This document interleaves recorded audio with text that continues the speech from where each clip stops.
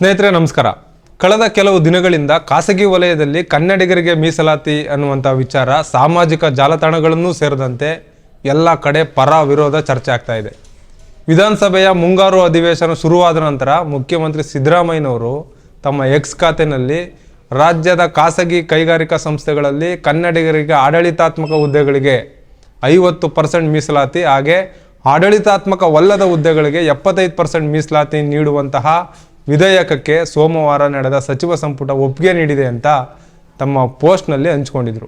ಈ ಪೋಸ್ಟ್ ಹಾಕಿದ ಕೆಲವು ಸಮಯದಲ್ಲಿ ಈ ಪೋಸ್ಟನ್ನು ಡಿಲೀಟ್ ಮಾಡಿ ಕನ್ನಡಿಗರಿಗೆ ಖಾಸಗಿ ವಲಯದ ಸಂಸ್ಥೆಗಳಲ್ಲಿ ಮತ್ತು ಕೈಗಾರಿಕೆ ಉದ್ದಿಮೆಗಳಲ್ಲಿ ಮೀಸಲಾತಿ ಕಲ್ಪಿಸುವ ಸಂಬಂಧ ಜಾರಿಗೆ ತರಬೇಕಿದ್ದಂತಹ ವಿಧೇಯಕ ಇನ್ನೂ ಸಿದ್ಧತೆಯ ಹಂತದಲ್ಲಿದೆ, ಹಾಗಾಗಿ ಮುಂದಿನ ಸಚಿವ ಸಂಪುಟದ ಸಭೆಯಲ್ಲಿ ಸಮಗ್ರವಾಗಿ ಚರ್ಚೆ ಮಾಡಿ ಆ ನಂತರ ನಿರ್ಣಯವನ್ನು ಕೈಗೊಳ್ತೀವಿ ಅಂತ ಇನ್ನೊಂದು ಪೋಸ್ಟ್ ಹಾಕಿದ್ರು. ಮುಖ್ಯಮಂತ್ರಿಯವರು ಬಹಳ ಸಲೀಸಾಗಿ ಡಿಲೀಟ್ ಮಾಡ್ದಂಗೆ ಇದು ಜನರ ತಲೆಯಿಂದ ಅಷ್ಟು ಸುಲಭವಾಗಿ ಡಿಲೀಟ್ ಆಗಲಿಲ್ಲ, ಬದಲಿಗೆ ತೀವ್ರ ಮಟ್ಟದ ಚರ್ಚೆಗೆ ಕಾರಣ ಆಗೋಯ್ತು. ಅಷ್ಟೇ ಅಲ್ಲ, ರಾಜ್ಯ ಸರ್ಕಾರ ಕೆಲವು ಖಾಸಗಿ ಕಂಪನಿಗಳ ಒತ್ತಡಕ್ಕೆ ಮಣಿದು ಈ ಮಸೂದೆಯನ್ನು ತಾತ್ಕಾಲಿಕವಾಗಿ ತಡೆ ಹಿಡಿದಿದೆ ಅಂತ ಕೆಲವು ಚರ್ಚೆಗೆ ಕಾರಣ ಆಗೋಯ್ತು. ಅದಕ್ಕೆ ಪೂರಕವಾಗಿ ಮೋಹನ್ ದಾಸ್ ಪೈ, ಸಮೀರ್ ನಿಗಮ್, ಕಿರಣ್ ಮಜುಂದಾರ್ ಸಹ ಇಂತಹ ಕೆಲವು ಉದ್ಯಮಿಗಳು ಈ ಮಸೂದೆಗೆ ಬಹಿರಂಗವಾಗಿ ವಿರೋಧವನ್ನು ವ್ಯಕ್ತಪಡಿಸಿದ್ರು. ಇವರ ಈ ನಡೆಗೆ ಸ್ವಾಭಿಮಾನಿ ಕನ್ನಡಿಗರು ಸೋಷಿಯಲ್ ಮೀಡಿಯಾದಲ್ಲಿ ವ್ಯಾಪಕವಾದ ಟೀಕೆಯನ್ನು ಶುರು ಮಾಡಿದ್ರು. ಫೋನ್ಪೇ CEO ಸಮೀರ್ ನಿಗಮ್ನ ವಿರುದ್ಧ ಬಾಯ್ಕಾಟ್ ಫೋನ್ಪೇ, ಅನ್ಇನ್ಸ್ಟಾಲ್ ಫೋನ್ಪೇನಂತಹ ಹ್ಯಾಶ್ಟ್ಯಾಗ್ಗಳು ಟ್ರೆಂಡ್ ಆಗ್ತಾ ಶುರುವಾದವು. ನಂತರ ಸಮೀರ್ ನಿಗಮ್ ಅವರು ಕನ್ನಡಿಗರಿಗೆ ಕಾಟಾಚಾರಕ್ಕೆ ಒಂದು ಕ್ಷಮೆಯನ್ನು ಕೇಳಿದ್ರು.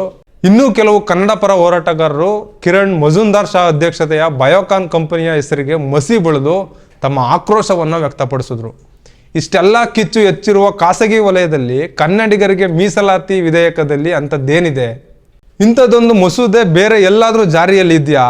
ಅಷ್ಟಕ್ಕೂ ಈ ಕಾನೂನು ಜಾರಿಯಾಗೋದಕ್ಕೆ ಸಾಧ್ಯನಾ? ಇವೆಲ್ಲವನ್ನ ಈ ವಿಡಿಯೋದಲ್ಲಿ ನೋಡ್ತಾ ಹೋಗೋಣ.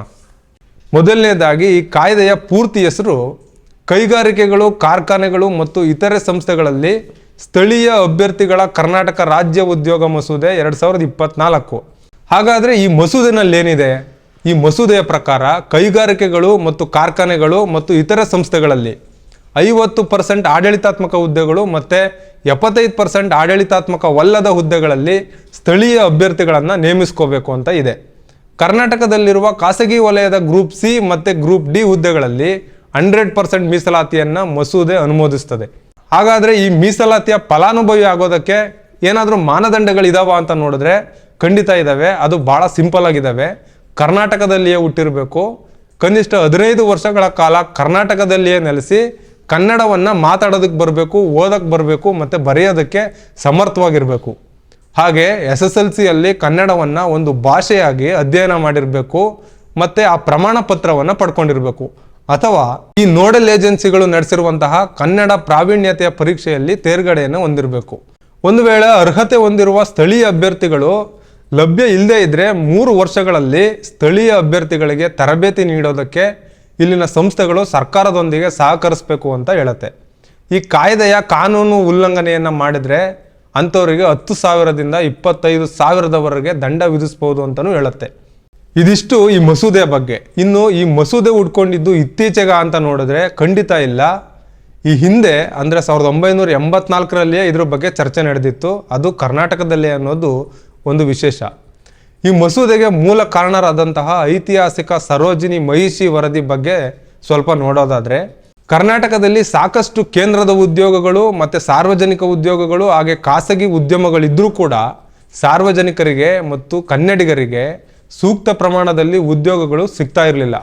ಇದು ಸ್ವತಂತ್ರ ಪೂರ್ವದಿಂದಲೂ ಇರುವಂತಹ ಪರಿಸ್ಥಿತಿ. ಇದನ್ನು ಮನಗಂಡಂತಹ ಅಂದಿನ ರಾಮಕೃಷ್ಣ ಹೆಗಡೆ ಸರ್ಕಾರ ರಾಜ್ಯದಲ್ಲಿ ಕನ್ನಡಿಗರ ಉದ್ಯೋಗ ಸಮಸ್ಯೆಯ ಸ್ವರೂಪವನ್ನು ಅಧ್ಯಯನ ಮಾಡಿ ಪರಿಹಾರ ಮಾರ್ಗಗಳನ್ನು ಸೂಚಿಸಿ ವರದಿ ಸಲ್ಲಿಸಬೇಕು ಅಂತ ಅಂದಿನ ಕರ್ನಾಟಕದ ಪ್ರಥಮ ಮಹಿಳಾ ಸಂಸದೆಯಾದ ಸರೋಜಿನಿ ಬಿಂದುರಾವ್ ಮಹಿಷಿ ಅವರ ಅಧ್ಯಕ್ಷತೆಯಲ್ಲಿ 25/1/1984ರಲ್ಲಿ ಒಂದು ಸಮಿತಿಯನ್ನು ರಚನೆ ಮಾಡುತ್ತೆ. ಆ ಸಮಿತಿ ತನ್ನ ಅಂತಿಮ ವರದಿಯನ್ನು 30/12/86ರಂದು ಕರ್ನಾಟಕಕ್ಕೆ ಸಲ್ಲಿಸುತ್ತೆ. ಅದು ಒಟ್ಟಾರೆ 58 ಶಿಫಾರಸುಗಳನ್ನು ಕೊಡುತ್ತೆ. ಇದರಲ್ಲಿ ಕರ್ನಾಟಕ ಸರ್ಕಾರ 45 ಶಿಫಾರಸುಗಳನ್ನು ಒಪ್ಪಿಗೆ ನೀಡುತ್ತೆ. ಆದರೆ ಪ್ರಮುಖ ಶಿಫಾರಸುಗಳಲ್ಲಿ ಒಂದಾದ ಸರ್ಕಾರಿ ಮತ್ತು ಖಾಸಗಿ ಉದ್ಯೋಗಗಳಲ್ಲಿ ಮೀಸಲಾತಿಯನ್ನು ಜಾರಿ ಮಾಡಲಿಲ್ಲ. ಈ ಸಮಿತಿಯ ಅಧ್ಯಯನ ನಡೆಸಿ 4 ಮುಖ್ಯ ವರದಿಗಳನ್ನು ಶಿಫಾರಸು ಮಾಡಿತ್ತು. ಅದೇನು ಅಂದರೆ, ಸ್ಥಳೀಯರಿಗೆ ಉದ್ಯೋಗ ಅನ್ನುವ ತಾತ್ವಿಕ ನೆಲೆಯನ್ನು ಇಟ್ಕೊಂಡು ಕರ್ನಾಟಕದಲ್ಲಿ ಹೆಚ್ಚಿನ ಉದ್ಯೋಗವನ್ನು ಈ ಸ್ಥಳೀಯರಿಗೆ ಅಂದರೆ ಕರ್ನಾಟಕದವ್ರಿಗೆ ಕೊಡಬೇಕು ಅಂತ ಶಿಫಾರಸು ಮಾಡುತ್ತೆ. ಮತ್ತು ಎರಡನೇದಾಗಿ ನೋಡೋದಾದರೆ, ಈ ವರದಿಯು ಗಮನಾರ್ಹವಾಗಿ ರಾಜ್ಯದ ಎಲ್ಲ ಸರ್ಕಾರಿ ಇಲಾಖೆ ಮತ್ತು ಸಾರ್ವಜನಿಕ ಇಲಾಖೆಗಳಲ್ಲಿ ಕನ್ನಡಿಗರಿಗೆ 100% ಮೀಸಲಾತಿಯನ್ನು ಕೊಡಬೇಕು ಅಂತ ಹೇಳುತ್ತೆ.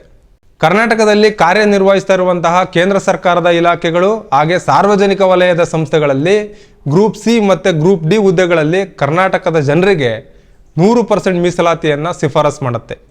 ಮತ್ತು ನಾಲ್ಕನೇದಾಗಿ ನೋಡೋದಾದರೆ, ಕೇಂದ್ರ ಸರ್ಕಾರಿ ಸಂಸ್ಥೆಗಳಲ್ಲಿ ಮತ್ತು ಸಾರ್ವಜನಿಕ ವಲಯದ ಘಟಕಗಳಲ್ಲಿ ಗ್ರೂಪ್ ಬಿ ಮತ್ತು ಗ್ರೂಪ್ ಎ ಹುದ್ದೆಗಳಲ್ಲಿ ಕ್ರಮವಾಗಿ 80% ಮತ್ತು 65% ಕನ್ನಡಿಗರಿಗೆ ಮೀಸಲಿಡಬೇಕು ಅಂತ ಹೇಳುತ್ತೆ. ಹಾಗಾದರೆ ಈ ಕಾಯ್ದೆ ಯಾಕೆ ಜಾರಿ ಆಗಲಿಲ್ಲ?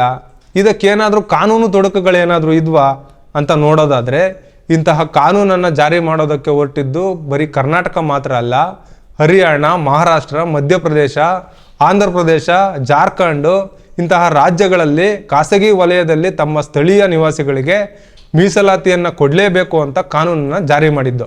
ಇದರಲ್ಲಿ ಹೆಚ್ಚಿನ ಕಾನೂನು ತೊಡಕುಗಳು ನ್ಯಾಯಾಲಯದಿಂದ ಬಂದ ಕಾರಣದಿಂದಾಗಿ ಇವೆಲ್ಲೂ ಕೂಡ ಜಾರಿಯಾಗಲಿಲ್ಲ. ಇದರಲ್ಲಿನ ಹೆಚ್ಚಿನ ಕಾನೂನುಗಳನ್ನು ನ್ಯಾಯಾಲಯಗಳು ಅಸಂವಿಧಾನಿಕ ಅಂತ ಪರಿಗಣಿಸಿದ್ರಿಂದಾಗಿ ಈವರೆಗೂ ಕೂಡ ಈ ಕಾನೂನುಗಳು ಎಲ್ಲೂ ಕೂಡ ಸಮರ್ಪಕವಾಗಿ ಜಾರಿಯಾಗಲಿಲ್ಲ. ಈಗ ಕರ್ನಾಟಕ ಸರ್ಕಾರವು ಕೂಡ ಈ ಕಾನೂನನ್ನು ಜಾರಿಗೊಳಿಸಿದ್ರೂ ಸಹ ಕೈಗಾರಿಕೆಗಳು, ಕಾರ್ಖಾನೆಗಳು ಮತ್ತು ಇತರ ಸಂಸ್ಥೆಗಳಲ್ಲಿ ಸ್ಥಳೀಯ ಅಭ್ಯರ್ಥಿಗಳ ಕರ್ನಾಟಕ ರಾಜ್ಯ ಉದ್ಯೋಗ ಮಸೂದೆ 2024 ಸಾಂವಿಧಾನಿಕ ಆಧಾರದ ಮೇಲೆ ಸಂಭಾವ್ಯವಿರುವ ಕಾನೂನುಗಳನ್ನು ಎದುರಿಸಲೇಬೇಕಾಗತ್ತೆ. ರಾಜ್ಯ ಸರ್ಕಾರ ಕಾನೂನಿನ ತೊಡಕುಗಳನ್ನು ನಿವಾರಿಸಿಕೊಂಡು ಈ ಕಾನೂನುಗಳನ್ನು ಜಾರಿ ಮಾಡ್ತದ ಅಂತ ನಾವೆಲ್ಲರೂ ಕೂಡ ಕಾದು ನೋಡಬೇಕಾಗಿದೆ. ಆದರೆ ಇದಿಷ್ಟೇನಾ? ಈ ಸಮಸ್ಯೆಗೆ ಮೂಲ ಕಾರಣ ಏನು ಅನ್ನೋದನ್ನು ನಾವು ಸರಿಯಾಗಿ ಅರ್ಥ ಮಾಡ್ಕೊಳ್ಳದೇ ಇದ್ದರೆ ಈ ಇಡೀ ಸಮಸ್ಯೆಗೆ ಪರಿಹಾರನೇ ಸಿಗೋದಿಲ್ಲ. ನೀವು ಒಂದೇ ಮಾತಿನಲ್ಲಿ ನಿರುದ್ಯೋಗ ಹೆಚ್ಚುತ್ತಾ ಇದೆ, ಉದ್ಯೋಗ ಸೃಷ್ಟಿ ಆಗದೆ ಇರೋದಕ್ಕೆ ಇದೇ ಕಾರಣ ಅಂತ ಹೇಳ್ಬೋದು. ಹೌದು, ನಿರುದ್ಯೋಗವೇ ಈ ಸಮಸ್ಯೆಗೆ ಮೂಲ ಕಾರಣ. ಆದರೆ ಬರೀ ಮೀಸಲಾತಿಯಿಂದ ಈ ಸಮಸ್ಯೆಗೆ ಪರಿಹಾರ ಸಿಕ್ಬಿಡ್ತದೆ ಅಂದರೆ ಖಂಡಿತ ಇಲ್ಲ. ವರ್ಷದಿಂದ ವರ್ಷಕ್ಕೆ ದೇಶದಲ್ಲಿ ನಿರುದ್ಯೋಗದ ಸಮಸ್ಯೆ ಕಗ್ಗಂಟಾಗ್ತಾ ಇದೆ. ಉದ್ಯೋಗ ಸೃಷ್ಟಿ ಬಗ್ಗೆ ಚಿಂತನೆ ಮಾಡಬೇಕಿದ್ದಂತಹ ಸರ್ಕಾರಗಳು ತಮಗೂ ಅದಕ್ಕೂ ಸಂಬಂಧನೇ ಇಲ್ಲದೆ ಇರೋ ರೀತಿ ವರ್ತಿಸ್ತಾ ಇದ್ದಾವೆ. ಇನ್ನು ನಾವು ವಲಸಿಗರು ಹೆಚ್ಚಾಗ್ತಾ ಇರೋದ್ರಿಂದನೇ ನಮಗೆ ಕೆಲಸ ಸಿಗ್ತಾ ಇಲ್ಲ ಅಂತ ವಲಸಿಗರನ್ನ ಒಳ್ಳೆ ವೈರಿಗಳ ರೀತಿ ನೋಡ್ತಾ ಇದ್ದೀವಿ. ವಾಸ್ತವದಲ್ಲಿ ನಾವು, ನೀವು ಹಾಗೆ ಉದ್ಯೋಗ ಹುಡುಕ್ತಾ ಮನೆ, ಕುಟುಂಬ, ಊರು ಬಿಟ್ಟು ಯಾವುದೂ ಗೊತ್ತಿಲ್ಲದೆ ಇರೋ ಊರು, ಅರ್ಥ ಆಗದೆ ಇರೋ ಭಾಷೆ ಮಾತಾಡೋ ಊರಲ್ಲಿ ಬದುಕ್ತಾ ಇರೋ ವಲಸಿಗರು ಕೂಡ ಇದೇ ಪರಿಸ್ಥಿತಿ. ಮತ್ತು ಅವರು ಕೂಡ ಇದರ ಬಲಿಪಶುಗಳೇ. ಈ ವಲಸೆ ಅನ್ನೋದು ಕೇವಲ ಭಾರತದಲ್ಲಿನ ಸಮಸ್ಯೆ ಆಗಿಲ್ಲ. ಪ್ರಪಂಚದಾದ್ಯಂತ ಬಡ ದೇಶದ ಜನರು ಶ್ರೀಮಂತ ದೇಶಗಳಿಗೆ ವಲಸೆ ಹೋಗಿ ಅಲ್ಲಿ ಕಡಿಮೆ ಸಂಬಳಕ್ಕೆ ದುಡಿಮೆ ಮಾಡೋದು ಹೊಸದೇನೂ ಅಲ್ಲ. ಇನ್ನು ಈ ದೇಶಗಳ ನಡುವಿನ ವಲಸೆ ಮತ್ತು ಒಳಗಡೆ ನಡೆಯುವಂತಹ ವಲಸೆಗಳ ಬಗ್ಗೆ ಖ್ಯಾತ ಅರ್ಥಶಾಸ್ತ್ರಜ್ಞರಾದ ನೊಬೆಲ್ ಪ್ರಶಸ್ತಿ ವಿಜೇತರೂ ಆದ ಅಭಿಜಿತ್ ಬ್ಯಾನರ್ಜಿ ಮತ್ತು ಎಸ್ತರ್ ಡೆಫ್ಲೋ ಅವರು good economics for hard times, better answer to our biggest problem ಅನ್ನುವಂತಹ ಪುಸ್ತಕದಲ್ಲಿ ಈ ಮೈಗ್ರೇಷನ್ ಅಥವಾ ಈ ವಲಸೆಯ ಬಗ್ಗೆ ಹಲವು ಅಧ್ಯಯನಗಳನ್ನೇ ಮಾಡಿದ್ದಾರೆ. ಜನರು ಒಂದು ಸ್ಥಳದಿಂದ ಇನ್ನೊಂದು ಸ್ಥಳಕ್ಕೆ ವಲಸೆ ಹೋಗೋದ್ರಿಂದ ಅಲ್ಲಿನ ಆರ್ಥಿಕತೆಗೆ ಒಳ್ಳೆಯದೇ ಆಗತ್ತೆ ಮತ್ತು ಅಲ್ಲಿನ ಸ್ಥಳೀಯರಿಗೆ ಉನ್ನತ ಹುದ್ದೆಗಳು ದೊರೆತವೆ, ಹಾಗೆ ವ್ಯವಹಾರಗಳಲ್ಲಿ ಕೂಡ ಒಳ್ಳೆ ಅಭಿವೃದ್ಧಿ ಆಗತ್ತೆ ಅಂತ ಅವರು ಅಭಿಪ್ರಾಯಪಟ್ಟಿದ್ದಾರೆ. ಕೊನೆಯದಾಗಿ ಈ ಗಂಭೀರವಾದ ಸಮಸ್ಯೆಗೆ ಪರಿಹಾರನೇ ಇಲ್ವಾ ಅಂತ ಕೇಳಿದ್ರೆ ಖಂಡಿತ ಇದೆ. ಅದಕ್ಕಾಗಿ ಕೇಂದ್ರ ಸರ್ಕಾರ ಇದ್ರ ಬಗ್ಗೆ ಗಂಭೀರವಾಗಿ ಪರಿಗಣಿಸಬೇಕು ಮತ್ತು ಉದ್ಯೋಗ ನೀತಿಯನ್ನು ರೂಪಿಸಬೇಕು. ಸ್ಥಳೀಯ ಉದ್ಯೋಗ ಸೃಷ್ಟಿಯ ಬಗ್ಗೆ ಗಮನ ಹರಿಸಬೇಕು. ವಲಸೆ ಕಾರ್ಮಿಕರಿಗೆ ಅವರ ರಾಜ್ಯದಲ್ಲಿಯೇ ಉತ್ತಮ ಸಂಬಳದ ಕೆಲಸಗಳು ಸಿಗೋ ರೀತಿ ಮಾಡಿ ಆ ಕೆಲಸಕ್ಕೆ ಕನಿಷ್ಠ ಕೂಲಿ ಸಿಗೋ ರೀತಿ ನಿಗದಿ ಮಾಡಬೇಕು. ಅದು ಕಾರ್ಮಿಕರಿಗೆ ದಕ್ಕುವಂತೆ ಮಾಡಿದ್ರೆ ಅವರು ಅಲ್ಲಿಯೇ ಕೆಲಸವನ್ನು ಮಾಡ್ತಾರೆ. 2019ರಲ್ಲಿ ಪ್ರತಿ ವರ್ಷ 1 ಕೋಟಿ ಉದ್ಯೋಗಗಳನ್ನು ಸೃಷ್ಟಿ ಮಾಡ್ತೀವಿ ಅಂತ ಹೇಳಿ ಅಧಿಕಾರಕ್ಕೆ ಬಂದಂತಹ ಮೋದಿ ಸರ್ಕಾರ ಯಾವುದೇ ಉದ್ಯೋಗ ನೀಡದೆ ಪಕೋಡ ಮಾರಿ ಅಂತ ಹೇಳಿದ್ರು. ಈಗ ಮತ್ತೆ ಕೇಂದ್ರದಲ್ಲಿರುವ ಮೋದಿ ಸರ್ಕಾರದ ವಿತ್ತ ಸಚಿವೆ ನಿರ್ಮಲಾ ಸೀತಾರಾಮನ್ ನಿನ್ನೆಯ ಒಂದು ಬಜೆಟ್ನಲ್ಲಿ 1 ಕೋಟಿ ಅಪ್ರೆಂಟಿಸ್ಗಳನ್ನು ನೀಡ್ತೀವಿ ಅಂತ ಹೇಳಿದ್ದಾರೆ. ಕೇವಲ ಅಪ್ರೆಂಟಿಸ್ಗಳನ್ನೇ ಕೊಡ್ತಾ ಹೋದರೆ ಕೆಲಸ ಕೊಡೋರು ಯಾರು? ಇದು ಹೀಗೆ ಮುಂದುವರಿತಾ ಹೋದರೆ ದೇಶದಲ್ಲಿ ನಿರುದ್ಯೋಗದ ಸಮಸ್ಯೆ ಅತಿ ದೊಡ್ಡ ಪಿಡುಗಾಗತ್ತೆ ಅನ್ನೋದರಲ್ಲಿ ಯಾವ ಅನುಮಾನವೇ ಇಲ್ಲ. ನಮಸ್ಕಾರ.